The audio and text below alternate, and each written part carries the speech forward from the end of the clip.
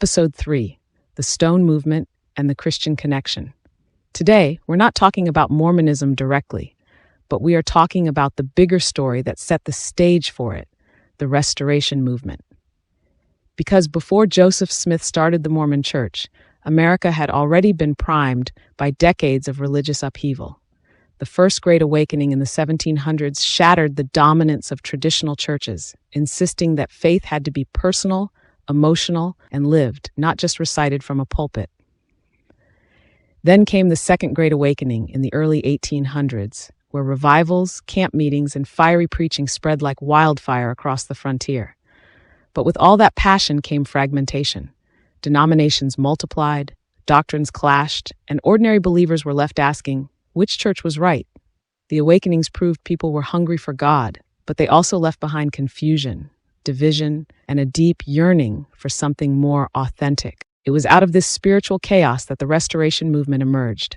Leaders like Barton W. Stone and Alexander Campbell declaring that Christianity had drifted from its roots, and that the only solution was to return to the purity of the New Testament church. Part 1. The Cane Ridge Revival.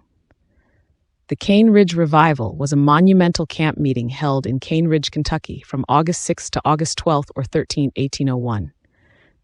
William Frost describes it as the largest and most famous camp meeting of the Second Great Awakening. Christianity, a Social and Cultural History, 2nd edition. It was more than a single event.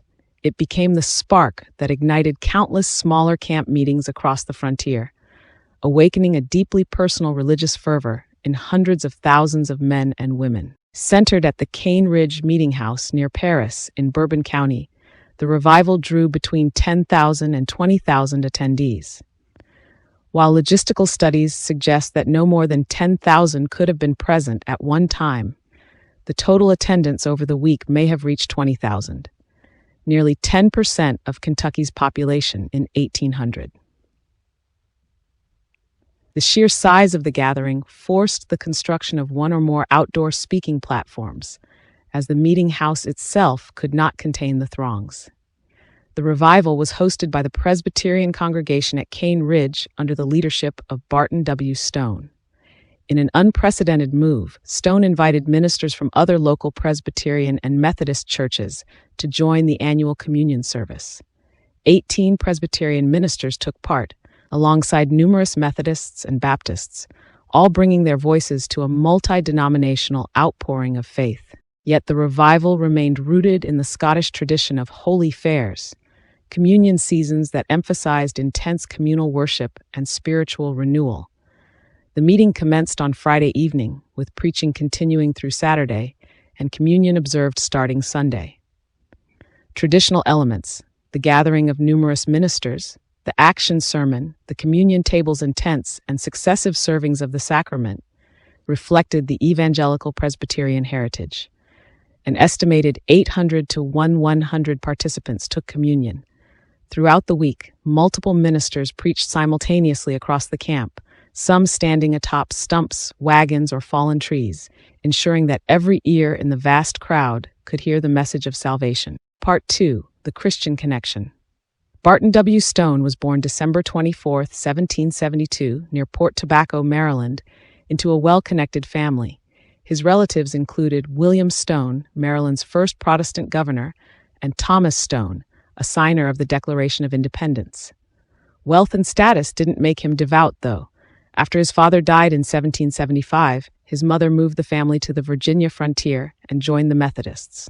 Young Barton, however, remained indifferent to religion, frustrated by the competing claims of Episcopalians, Baptists, and Methodists. Politics interested him more than theology. Sound familiar? That early confusion mirrors Joseph Smith Jr.'s own story. A young man confronted with contradictory religious claims and searching for clarity. Keep that in mind. It's a theme we'll see echoed again. Stone entered Caldwell Log College in 1790, where he encountered James McGrady, a fiery evangelical Presbyterian preacher. Stone eventually became a Presbyterian minister, but his doubts grew as he examined the Westminster Confession of Faith. He rejected core Calvinist doctrines, total depravity, predestination, and unconditional election, arguing that these ideas produced division rather than unity. According to Stone, The so-called sophistication of Calvinism had fractured the church into at least 10 separate sects within Presbyterianism alone. The Cane Ridge revival of 1801 cemented his break from traditional Presbyterianism. What Stone saw there wasn't orderly doctrine. It was emotion-driven, ecstatic, and deeply personal. This is the same kind of religious environment that would later shape early Mormonism.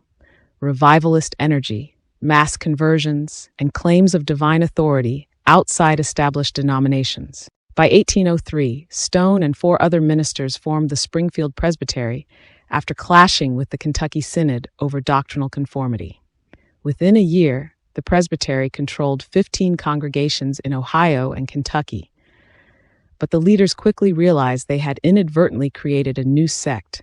To avoid forming yet another denominational party, they dissolved it on June 28, 1804. The dissolution was formalized in the last will and testament of the Springfield Presbytery, a tract that read like a manifesto against organized religion. The presbytery would be dissolved, and sink into union with the body of Christ at large. They rejected denominational labels, insisting on taking no other name than Christians. Stone's movement was not about theology so much as identity, a return to what they claimed was the original church of the Bible. By 1830, this loosely organized Christian church counted roughly 12,000 members. Elias Smith, who would later appear in other restorationist movements, tracked these developments closely. By 1810, the Stone movement, the O'Kelly movement, and Smith's own followers had merged into a fellowship known as the Christian Connexion. Membership totaled roughly 20,000, united less by shared doctrine than by a desire to strip religion back to its bare, original form. If you look closely, you can see the threads that would later appear in Mormonism. Early confusion over competing denominations, emotional revivalism, charismatic leadership, anti-creedal tendencies, and a constant search for true Christianity outside the established churches. Stone's world wasn't just the backdrop, it was the template. Before we move on, remember this. Elias Smith reported a vision strikingly similar to the one Joseph Smith would later claim, but it happened years earlier. Here we have 2 figures, Elias Smith and Barton Stone, whose experiences mirror stories Joseph would later tell, and both men were known to Sidney Rigdon. There's no proof Rigdon ever met either Stone or Elias Smith, but as a leading Campbellite preacher in Ohio and western Pennsylvania, he would have been fully aware of their movements and the theological ideas circulating on the frontier. In other words, the ideas Joseph later claimed as new were already out there, in plain sight. Notice the timing. Joseph Smith's first vision only surfaces once he's met Rigdon, a figure who could have easily supplied him with these existing stories. Okay, let's move on. Stone was an early proponent of abolition and actively supported the American Colonization Society, which sought to relocate free black people to Africa, the foundation of Liberia. By 1833, however, Stone had grown frustrated with the society's failure and shifted to advocating for immediate abolition. Stone's Christian movement eventually merged with Alexander Campbell's Disciples in 1832, formalized at the High Street Meeting House in Lexington, Kentucky. The unifying gesture was a handshake between Barton W. Stone and John Smith, not Joseph Smith, Jr., who had been chosen to speak on behalf of the Campbell followers. Their aim was simple: consolidate their adherents under the banner of Jesus and spread influence through publications. Yet this union was far from comprehensive. Only a minority of Christians from the Smith-Jones and O'Kelly movements joined, primarily congregations on the western frontier that had encountered the Stone movement directly. Eastern congregations stayed separate, holding to key differences. They emphasized personal conversion experiences, observed communion quarterly, and rejected the doctrine of the Trinity. Part 3. Theological controversies. Stone was ordained as a Presbyterian minister, but he quickly rejected core elements of the Westminster Confession of Faith, as we saw earlier. He challenged the classical understanding of the Trinity, denying that he was a Unitarian, Arian, or Socinian, yet he embraced a clearly subordinationist view of Jesus, placing the Son beneath the Father in authority. He also rejected the standard doctrine of atonement.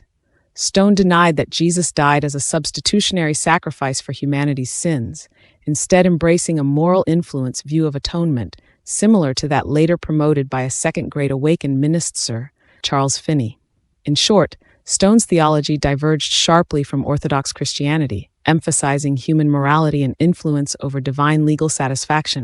Barton W. Stone died on November 9, 1844, in Hannibal, Missouri, at his daughter's home. He was originally buried on his farm in Morgan County, Illinois, but when the property was sold, his remains were moved to Antioch Christian Church, east of Jacksonville. In 1847, they were moved once more and reinterred at Cane Ridge, Kentucky, returning him to the site of the revival that defined his legacy.